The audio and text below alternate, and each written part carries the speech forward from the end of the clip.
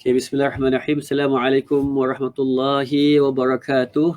Ahlan wa sahlan kepada penonton dan pendengar pada hari ini, insya-Allah. So, alhamdulillah, selamat kembali ke Malam Jumaat Show bersama saya, hos anda, Hafiz Zainul.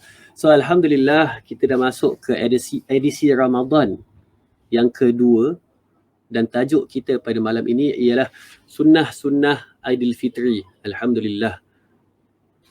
Tanpa kita sedari, kita dah tiba ke akhir Ramadan, dan alhamdulillah kita bersyukur kepada Allah Subhanahu Wa Taala kerana masih lagi diberikan peluang untuk nak beribadah kepada Allah, terutama sekali pada akhir-akhir bulan Ramadan ini. Jadi alhamdulillah, tetamu undangan kita pada malam ini adalah seorang yang sangat istimewa, sangat dekat hati dengan diri kita juga, alhamdulillah, iaitu Dr. Ustaz Saifuddin. Alhamdulillah. Jadi kita menjemput Ustaz ke dalam studio. Ustaz, Assalamualaikum, kaifahalukum? Waalaikumsalam warahmatullahi wabarakatuh. Alhamdulillah bikhair. Kif halukum? Alhamdulillah, masya-Allah. Ana bikhair. Alhamdulillah Ustaz. Alhamdulillah. Ana dengar suara Ustaz je, ana dah happy Ustaz. Masya-Allah. Alhamdulillah. Alhamdulillah. Bagaimana keadaannya di sana Ustaz? Semuanya bagus? Alhamdulillah, semuanya baik, semuanya bagus. Ya, cuma saat ini kita masih berada di dalam COVID-19 ini, dan kita berharap kepada Allah, mudah-mudahan Allah Subhanahu Wa Taala senantiasa memberi kepada kita kesehatan, Ustaz.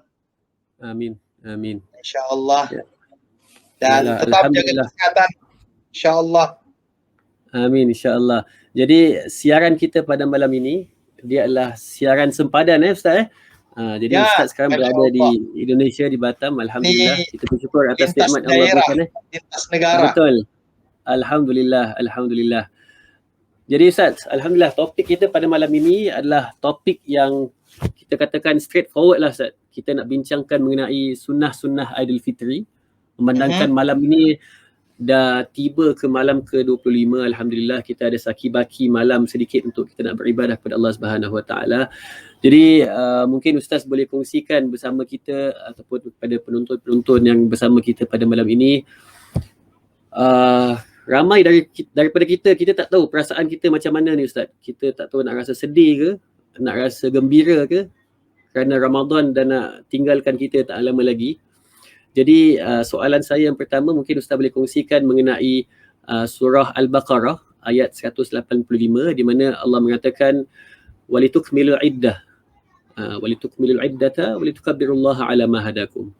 Jadi soalan dari sini mungkin Ustaz boleh kaitkan dengan tujuan ataupun makna Aidilfitri yang sebenar Ustaz. Silakan. Baik, alhamdulillah wassalatu wassalamu ala Rasulillah wa ala alihi wa sahbihi wa mawala. Assalamualaikum warahmatullahi wabarakatuh. Pada malam hari ini adalah malam yang sangat istimewa. Pertama dikarenakan ianya adalah malam ganjil, dan Nabi Sallallahu Alaihi Wasallam senantiasa menyatakan bahwasanya Nabi memberikan kepada kita sunnah bahwa apabila sudah masuk di 10 malam terakhir, Nabi Sallallahu Alaihi Wasallam syadda mi'dzarahu wa ayqaza ahlahu, ya. Jadi Nabi Sallallahu Alaihi Wasallam senantiasa menghidupkan malam-malam di 10 malam terakhir di bulan suci Ramadan. Dan begitulah kita sebagai seorang yang mengikuti sunnah-sunnah Rasulullah Sallallahu Alaihi Wasallam. Dan memang seperti yang disampaikan tadi oleh Ustadz Hafiz Zainul, Masya Allah Ustadz, bahwa di bulan Ramadan ini ketika Ramadan akan berlalu, ada perasaan sedih, ya, dikarenakan Ramadan sebentar lagi akan pergi daripada kita. Tetapi ada harapan yang sangat besar bahwa mudah-mudahan Ramadan ini adalah merupakan suatu perubahan. Ada perubahan di dalam diri kita untuk menuju kepada yang lebih baik lagi, insya Allah. Berkenaan dengan apa yang antum tanyakan tadi, ya, jadi di dalam Al-Quran Allah Subhanahu Wa Taala menyatakan walitukmilul iddata walitukabbirullaha ala ma hadakum. Sebenarnya saya juga mempunyai slide berkenaan dengan masalah ini, ya. Kalau seandainya boleh dikongsikan, mungkin kita akan kongsikan berkenaan dengan masalah itu, Ustaz. Jadi memang di dalam Al-Quran Allah Subhanahu Wa Taala menyatakan syahrul Ramadan alladzi unzila fihi al-Quran hudal linnasi wa bayyinatin minal huda wal furqan. Faman syahida minkum asy-syahra falyasum. Wa man kana maridan aw 'ala safarin fa iddatun min ayyamin ukhra. Yuridullahu bikumul yusra wa la yuridu bikumul usra. Walitukmilul iddata walitukabbirullaha 'ala ma hadakum wa la'allakum tashkurun. Ya, menurut para ulama bahwasanya ayat ini menjelaskan kepada kita berkenaan dengan nikmat-nikmat yang Allah berikan kepada kita. Ketika Allah Subhanahu wa taala mewajibkan kepada kita untuk berpuasa, ya, dan ketika manusia mempunyai kekurangan ataupun mempunyai kelemahan di dalam menjalankan berpuasa tersebut, dalam ayat tersebut dikatakan man kana maridan aw ala safarin, maka Allah Subhanahu wa taala memberikan kepada kita kesempatan untuk mengganti hari-hari yang kita tinggalkan pada hari-hari yang lain di luar bulan suci Ramadan. Ini adalah merupakan kesyukuran yang pertama, artinya ini adalah merupakan kenikmatan yang luar biasa. Kemudian yang kedua, Allah Subhanahu wa taala menghendaki daripada kita kemudahan, bukan kesusahan. Ini adalah merupakan hal yang luar biasa juga, bahwasanya Allah memberikan kepada kita kemudahan-kemudahan. Kemudian setelah itu Allah Subhanahu wa taala menyatakan walitukmilul iddata walitukabbirullaha ala ma hadakum. Ini adalah merupakan dua kenikmatan yang lainnya. Allah Subhanahu wa taala menyuruh kita, memerintahkan kepada kita untuk menggenapkan bilangan, ya, menyempurnakan bilangan, walitukabbirullah, kemudian bertakbir kepada Allah Subhanahu wa taala atas apa yang Allah berikan kepada kita, wala'allakum tashkurun, agar kalian bersyukur. Kata-kata walitukmilul iddata, Ustaz, ada beberapa pandangan daripada ulama tafsir. Al-Imam At-Tabari sendiri di dalam tafsirnya menyatakan apa? Beliau meriwayatkan daripada Ad-Dhahhak bahwasanya Ad-Dhahhak mengatakan maksud daripada al-iddah, bilangan di sini adalah bilangan hari ketika musafir dan orang sakit tidak berpuasa. Kenapa dikatakan demikian? Karena sebelumnya itu dikatakan wa man kana maridan aw ala safarin fa iddatun min ayyamin ukhra. Ya, maka kata-kata walitukmilul iddah akhirnya diartikan oleh Imam At-Tabari berapa hari yang kita tinggalkan di masa kita berpuasa itu, ya, di bulan Ramadan, kita harus genapkan bilangannya juga di luar bulan Ramadan. Artinya, kalau seandainya kita tinggalkan 3 hari, dikarenakan sakit misalnya, ya di luar Ramadan kita harus ganti selama 3 hari juga. Kalau seandainya 5 hari, 5 hari juga. Bagi wanita-wanita yang Allah berikan misalnya pada di bulan Ramadan itu, ya, haid misalnya, maka dia juga boleh menggantikannya selain di bulan suci Ramadan. Ini pandangan yang pertama.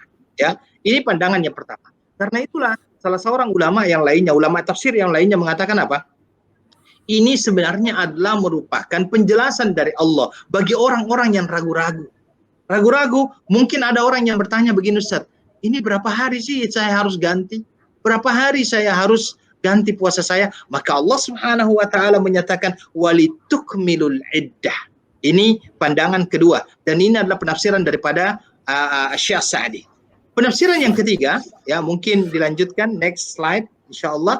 Penafsiran yang ketiga ini adalah merupakan penafsiran menyempurnakan bilangan. Jadi seolah-olah Allah Subhanahu wa taala menghendaki keringanan dan kemudahan bagi kalian. Yuridullahu bikumul yusra tadi dalam ajaran-ajaran syariatnya, tidak menghendaki kesulitan, ya, agar kalian menyempurnakan hitungan puasa selama sebulan penuh. Jadi, salah satu penafsiran juga Ustaz walitukmilul iddata ini adalah menyempurnakan bilangan puasa selama sebulan penuh. Dan Nabi Shallallahu alaihi wasallam sudah pernah menyampaikan kepada kita, Ustaz, bahwasanya asyhru hakadha hakadha hakadha. Wasyhru hakadha hakadha hakadha. Jadi Nabi Shallallahu alaihi wasallam itu pernah memberitahu kepada kita bahwasanya bulan Ramadan itu kalau bukan 30 hari ya 29 hari. Nah, di sini Allah Subhanahu wa taala menyatakan sempurnakan bilangannya. Kalau bukan 29 berarti dia di 30 hari. Dan diakhiri dengan kata-kata walitukabbirullah, bertakbir, mengagungkan asmanya, ya. Dan ini adalah merupakan petunjuk yang Allah berikan kepada kita. Ini adalah merupakan kenikmatan yang Allah curahkan kepada kita, hidayah, taufik, kemudahan. Ini merupakan kenikmatan yang luar biasa yang Allah berikan.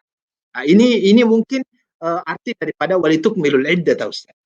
Menjadi pertanyaan sekarang begini, Ustaz. Kalau seandainya kita ingin mengakhiri puasa, bagaimana caranya? Ya. Artinya menentukan 1 Syawal itu bagaimana caranya? Ya. Bagaimana cara menentukan 1 Syawal? Maka di sini akhirnya ayyuhal ikhwah wal akhwat, ya, puan-puan dan tuan-tuan dan puan-puan, di sini menentukan satu Syawal oleh ulama mempergunakan dua metode. Ya, metode yang pertama dinamakan dengan metode ru'yatul hilal. Ya, ru'yatul hilal.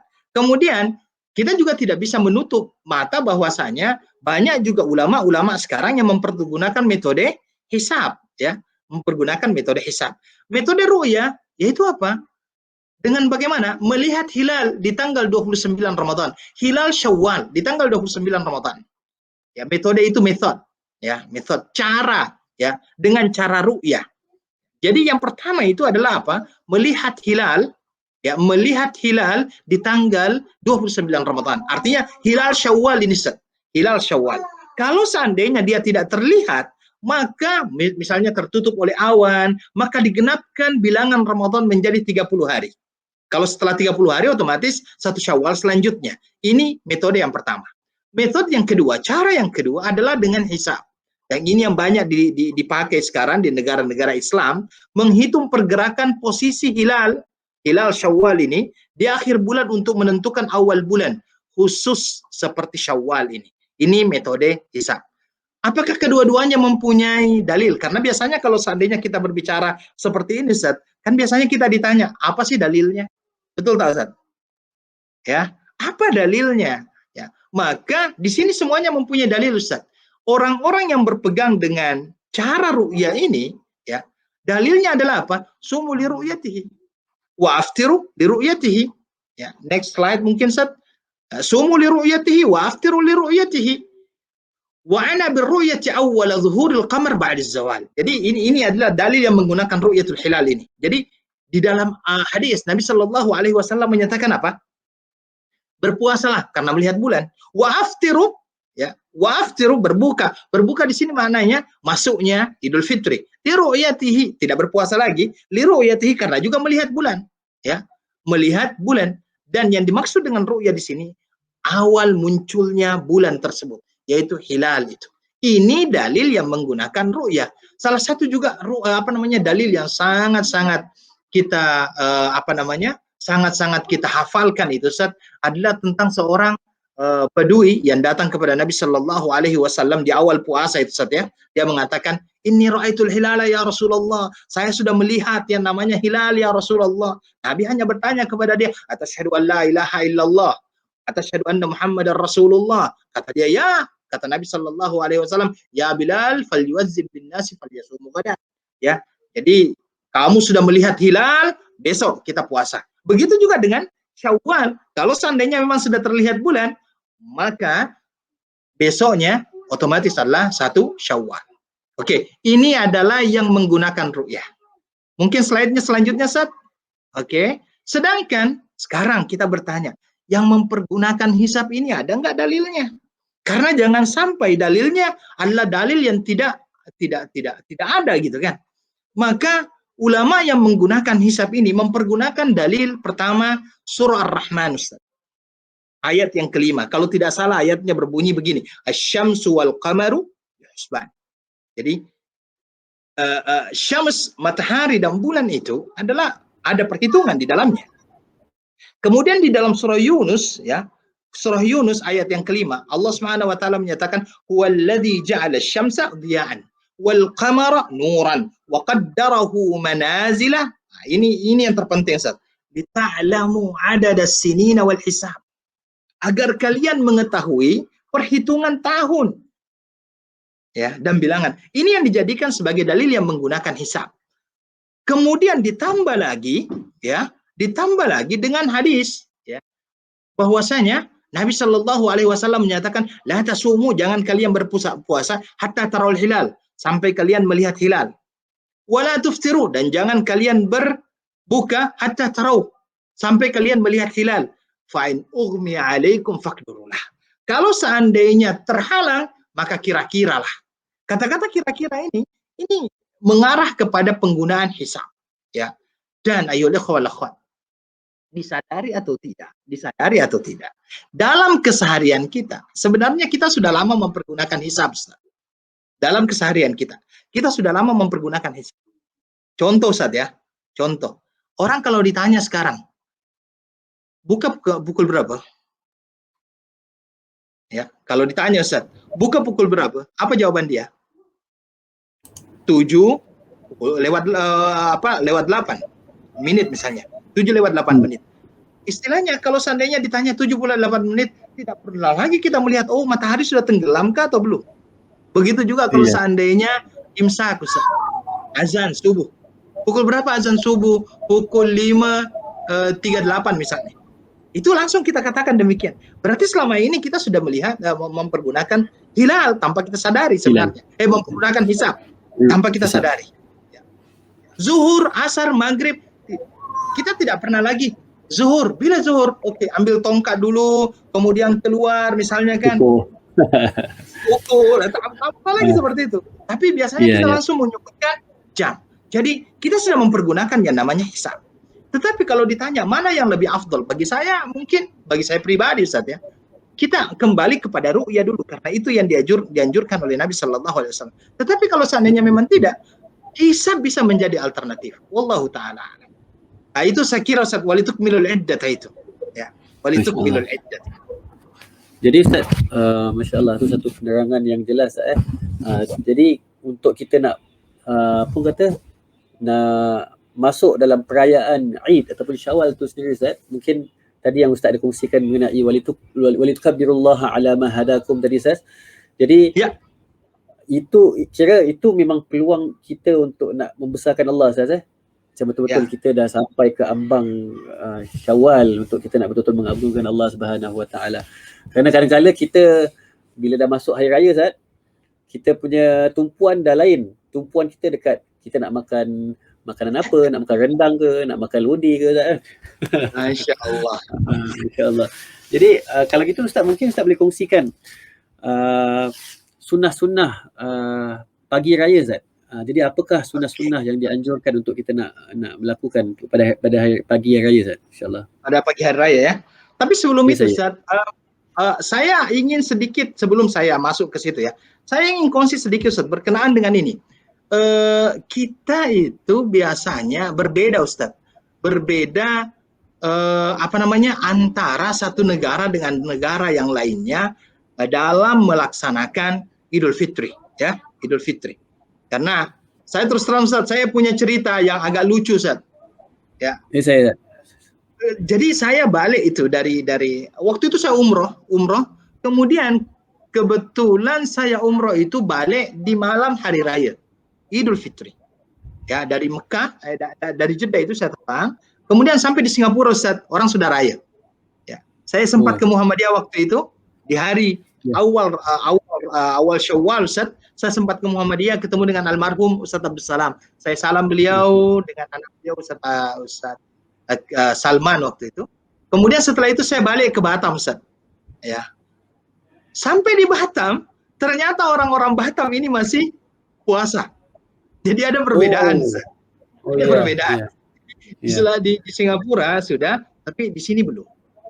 Yang menjadi pertanyaan yang banyak sekarang sebelum saya masuk kepada sudah hari raya Ustaz. Yang paling banyak dikongsikan itu apapun dipertanyakan itu Ustaz adalah sebenarnya kalau seandainya satu daerah itu sudah terlihat hilal, apakah seluruh dunia wajib ikut atau daerah tertentu saja? Nah, ini yang banyak berbeda pandangan di sini ya, antara wihdatul matalih dengan ta'addudul matalih. Ada sebagian ulama yang mengatakan bahwasanya apabila hilal sudah terlihat di satu negara, maka negara yang lainnya wajib untuk ikut. Ya. Yang lainnya wajib untuk ikut. Tetapi sebagian ulama lagi mengatakan tidak. Setiap daerah ada hilalnya tersendiri. Ada hilalnya tersendiri. Sebenarnya apa punca ataupun apa sebab kenapa terjadi permasalahan seperti ini? Ini saya lihat Ustaz, ini adalah pertentangan antara adanya dalil dengan logika. Logiknya begini Ustaz. Bulan itu kan hanya satu Ustaz. Teorinya bulan itu hanya satu. Bulan itu tidak banyak. Bulan itu hanya satu. Maka bulan yang terlihat di Saudi itu juga bulan yang terlihat di Indonesia, itu juga ya bulan yang terlihat di Singapura. Betul tak Ustaz? Ya. Maka dikarenakan bulan itu hanya satu, maka hukum adalah satu. Apabila sudah terlihat di satu daerah, maka daerah lain perlu untuk berpuasa. Tetapi kita juga tidak boleh menutup kenyataan bahwa ada perbezaan waktu antara satu negara dengan negara yang lainnya. Kita yang tinggal di Singapura ini, Ustaz, perbezaan waktunya dengan Amerika kira-kira berapa jam, Ustaz? 24 jam. Ya, 24 jam. Ya, artinya tidak mungkin kita samakan. Maka dari itulah ada hadis Quraib itu, Ustaz, yang diutus ya ke Syam, kemudian balik ke Madinah, dan ternyata antara orang Syam dengan Madinah itu berbeda. Ya, berbeda waktunya. Yang satunya melihat hilal hari Sabtu, yang satunya melihat hilal di hari Jumat. Maka saya lihat di sini setiap daerah mempunyai ininya masing-masing, mempunyai bulannya masing-masing. Ya. Singapura mempunyai bulannya masing-masing, tersendiri. Saudi mempunyai bulan tersendiri. Cuma agak lucu kalau seandainya kita katakan Singapura sudah Id, Batam belum Id. Dekat kan? Ya kan? Dekat ya, Mas. Sangat terdekat, Ustaz. Sangat dekat. Sehingga ya ada sebagian ulama yang mencoba mengatakan begini, mengukur, berpendapat bahwa apabila satu bulan sudah terlihat di satu negara, maka negara-negara yang ada di sekitarnya, ya di sekitarnya itu wajib untuk mengikuti bulan yang terlihat di daerah yang ada di dekat itu. Jadi misalnya kalau di Singapura sudah, Ustaz, berarti Indonesia wajib, Malaysia wajib, ya. Tetapi berapa jarak ya? Berapa jaraknya? Ada sebagian ulama mengatakan jaraknya itu 4.000 km, Ustaz. Ya, 4.000 km.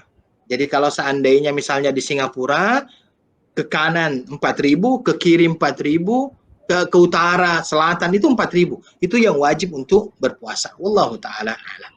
Nah, ini yang pertama, Ustaz. Baik, kita masuk sekarang kepada sunnah-sunnah hari raya, Ustaz ya. Sunnah-sunnah hari raya ini walaupun sebentar lagi memang kita sudah berbincang berkenaan dengan sunnah-sunnah hari raya, Ustaz ya.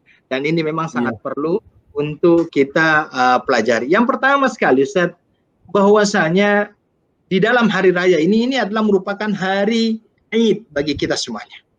Maka Nabi Shallallahu Alaihi Wasallam sebelum berangkat menuju melaksanakan sholat Id ya di musalla ataupun di lapangan tanah lapang, Ustaz ya, Nabi Shallallahu Alaihi Wasallam mandi, berhias diri, memakai pakaian yang terbaik.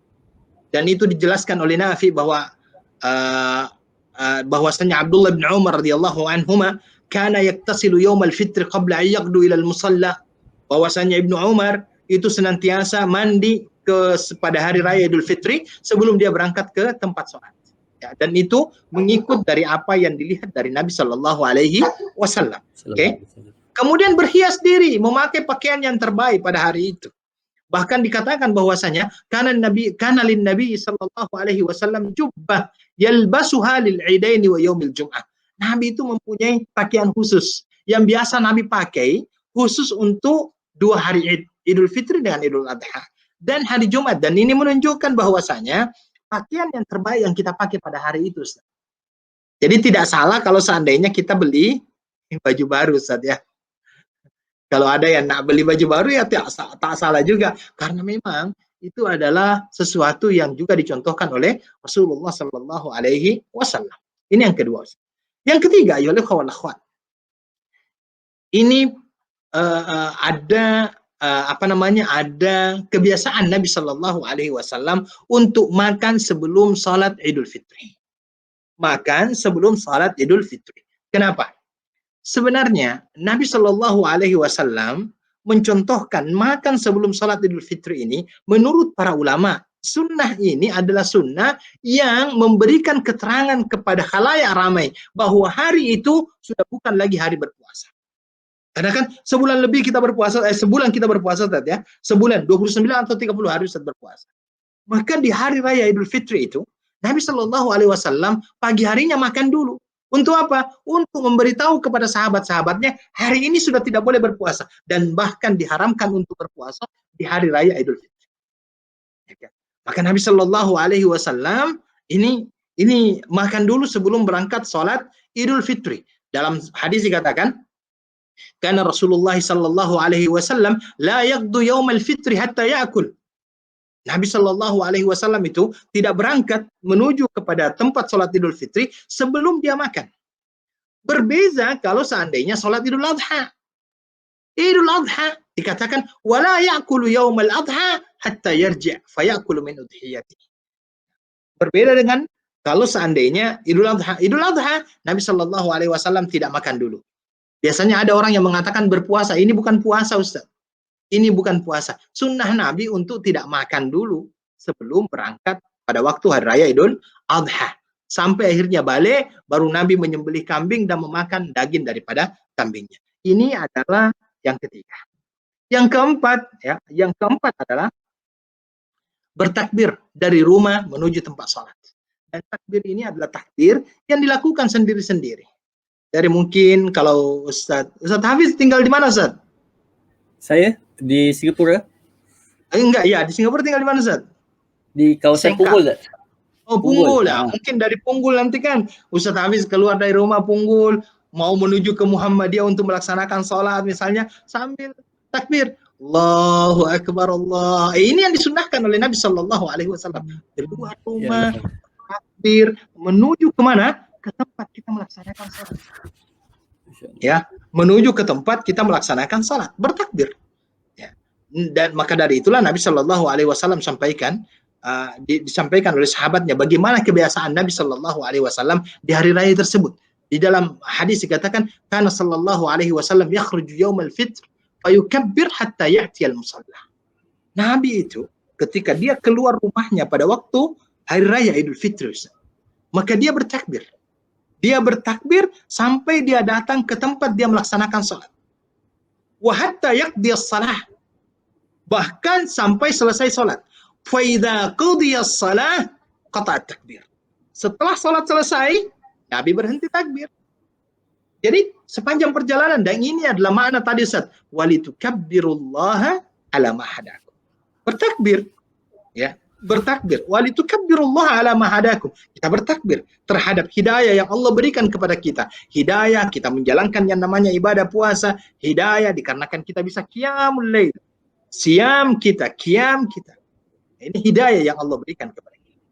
Maka kita bertakbir, walitukabbirullaha ala ma hadakum. Selanjutnya, ya, yang apa namanya? Yang juga akhirnya dilakukan oleh Nabi Sallallahu Alaihi Wasallam, ya, disampaikan oleh Nabi SAW, saling mengucapkan at-tahniyah. At-tahniyah. Dari Jubair bin Nufair, qala kana ashabu Rasulillah sallallahu alaihi wasallam, ya, idza iltaku yaum al-Eid yaqulu ba'dhum li ba'd taqabbalallahu minna wa minkum. Jadi dari Jubair, beliau menceritakan sahabat-sahabat Nabi Sallallahu Alaihi Wasallam setelah melaksanakan salat Id, maka mereka ini bertahniah antara satu dengan yang lainnya sambil mengucapkan taqabbalallahu minna wa minkum. Oke Ustaz, mungkin muncul pertanyaan, boleh tak saya ganti taqabbalallahu minna wa minkum dengan selamat hari raya gitu kan? Apalagi biasanya Ustaz kata-katanya Eid Mubarak. Al-Imam Ahmad bin Hanbal menjelaskan bahwa itu diperbolehkan selama ianya mempunyai makna yang sama. Semakna. Diperbolehkan selama ia mempunyai makna yang sama. Maka kalau seandainya kita di Melayu misalnya mengatakan apa? Selamat hari raya, Eid Mubarak, apalagi Ustaz? Minal aidin wal faizin. Ucapan tahniah dibolehkan, ya, Ustaz? Dibolehkan. Ya. Apapun tahniah selama dia semakna dengan itu, Ustaz. Ya, minal aidin wal faizin. Kullu 'am wa antum bi khair. Taqabbalallahu. Ini kan banyak di alam Melayu kita juga banyak seperti itu. Ya, makanya memberikan tahniah. Taqabbalallahu minna wa minkum. Dan yang terakhir Ustaz, ya, ini yang kita tahu ini adalah melewati jalan pergi dan pulang yang berbeda. An Jabir, ya, qala kana an-nabiy sallallahu alaihi wasallam idza kana yaum 'id khalafat tariq. Nabi Sallallahu Alaihi Wasallam kalau seandainya dia berangkat untuk melaksanakan salat Id, Ustaz, maka dia berbeza jalan, artinya menyelisihi jalan. Berangkatnya beza, baliknya beza. Kalau Ustaz Hafiz misalnya dari Punggol menuju ke Muhammadiyah, yang pertama lewat Tampines, yang kedua mungkin lewat apa Ustaz? sampai Saya ke lewat sana Pasir itu. Ris. Oh, lewat Ah, Pasir Ris lewat mungkin. Pasir Ris. Ya, Boleh Ustaz. boleh seperti itu. Ada ulama yang mengatakan, Ustaz, ya ini lataif, saya kira adalah merupakan hal yang luar biasa yang Allah berikan kepada kita. Kata ulama ini, kenapa Nabi Shallallahu Alaihi Wasallam menyelisihi jalan ketika beliau berangkat untuk menjalankan ibadah seperti salat Id ini?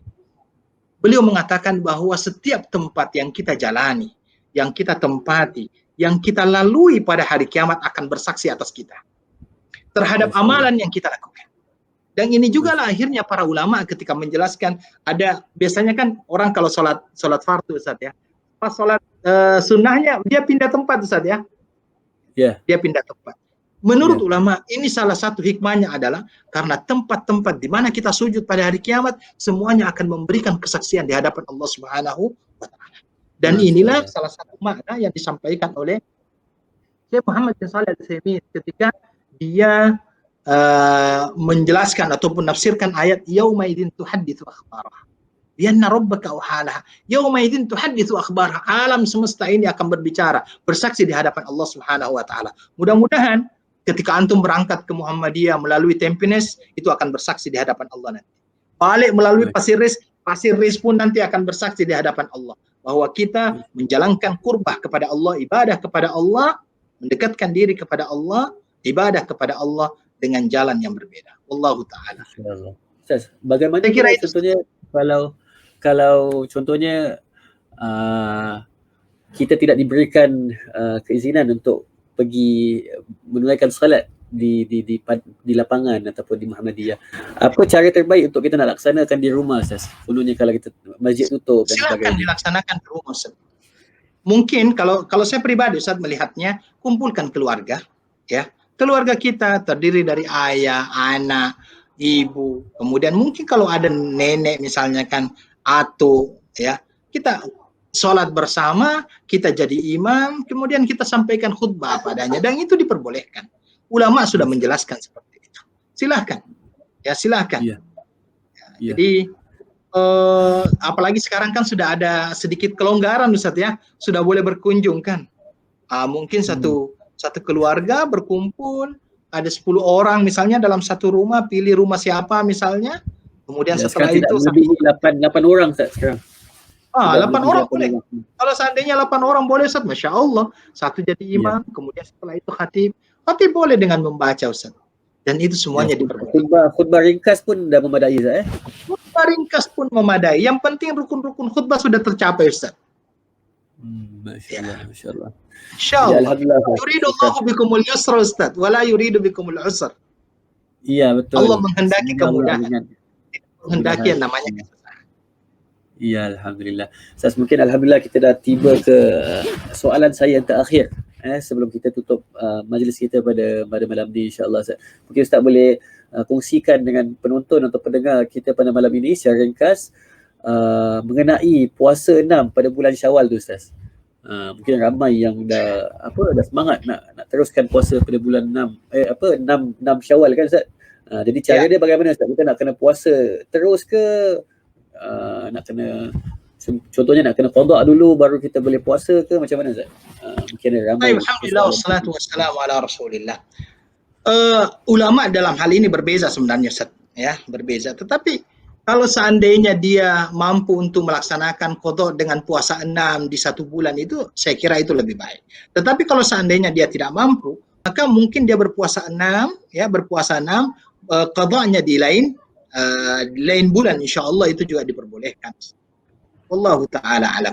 Dan memang puasa 6 ini adalah puasa yang mempunyai kelebihan dan keutamaan Ustaz. Ya, di dalam sebuah hadis dikatakan bahwasanya tsumma atbahu man shoma ramadhana tsumma atbahu sittan min syawal fa ka'annama shama ad-dahr. Ya, masyaallah ini. Bahwa barang siapa yang berpuasa di bulan suci Ramadan, kemudian setelah itu dia ikuti 6 hari. Sittan min syawal, 6 hari di bulan Syawal. Ya. Kalau dikatakan 6 hari di bulan Syawal itu tidak menunjukkan bahwa ianya harus berurutan ya. Mungkin saja Senin, Kamis begitu selama ianya di bulan Syawal Ustaz. Ya. Karena masa seolah-olah dia berpuasa 1 tahun lamanya. Wallahu taala. Wallahu taala alam. Alhamdulillah. So alhamdulillah kita dah tiba ke penghujung majlis. Kita ucapkan ribuan terima kasih kepada Al-Fadhil Dr. Ustaz Saifuddin Amin atas penjelasan tersebut. Alhamdulillah. Okey, jadi pada pertemuan kita pada malam ini kita dapat lihat sebenarnya tujuan kita untuk nak menuju ke Eid adalah untuk kita nak membesarkan Allah Subhanahu Wa Taala, untuk nak mengagungkan Allah Subhanahu Wa Taala atas peluang yang Allah berikan kepada kita sepanjang bulan Ramadan ini untuk menjadi hamba Allah yang lebih baik, insya-Allah. Mudah-mudahan dengan Allah memberikan kita hidayah ni, kita akan sentiasa membesarkan Allah dan akan memperbaiki diri dan istiqamah untuk menjadi lebih baik, insya-Allah biiznillah taala. Jadi aqul qauli hadza wa astaghfirullahal azim li wa lakum, insya-Allah, sehingga kita bertemu lagi pada pertemuan yang akan datang. Jazakumullah khairan Ustaz atas waktunya dan ilmu yang disampaikan, insya-Allah. Mudah-mudahan kita bertemu lagi lah Ustaz dengan izin Allah. Siap Ustaz, insya-Allah. Mudah-mudahan selepas raya saya juga bisa ke Singapura Ustaz, insya-Allah. Insya-Allah, insya-Allah. Barakallahu fikum. Salam sayang kepada anak-anak di sana Ustaz. Siap Ustaz. Dan salam sama seluruh jemaah yang ada di Singapura. Amin, insya-Allah. Okeylah, barakallahu fikum. Jumpa lagi semua. Assalamualaikum warahmatullahi wabarakatuh. Waalaikumsalam warahmatullahi wabarakatuh.